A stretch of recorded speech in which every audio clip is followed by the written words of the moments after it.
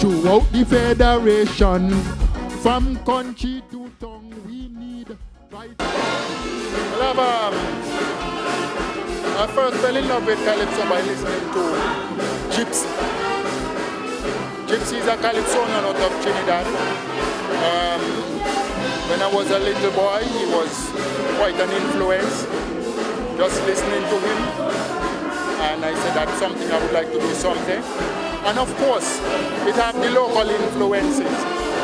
Yes, something I would like to see happening in the future for Calypso. That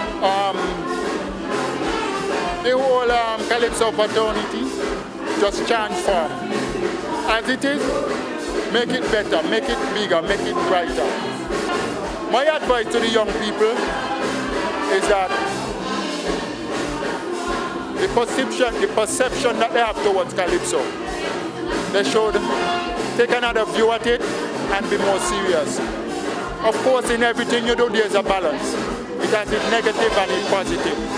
But in anything you're going through, you have to be very optimistic about what you're dealing with and know what you want from whatever you're going through and having a positive effect, not only for you and being an inspiration and yourself, but in relation to others, personal development and a sound contribution to society. I think Calypso is the avenue to take that on a whole. So I would like to talk to the young people about getting involved and taking it more seriously. You're welcome. Aim is to promote our values for what we worth despite our economic pressure. We cannot let these islands fall. My supplication to all, reach out and be your brother's keeper. I look for you and you look out for me. Simultaneously, more love, more harmony. At times we must acknowledge to improve the way that we live.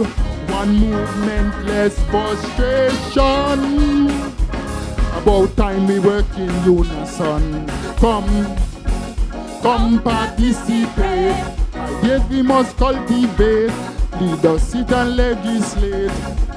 Make our towns and villages safe. Come and advocate. We must not procrastinate. Our issues we must debate and educate the populace. All road to Canary, Newcastle to Granbury. Ambitious men and women, come make a contribution.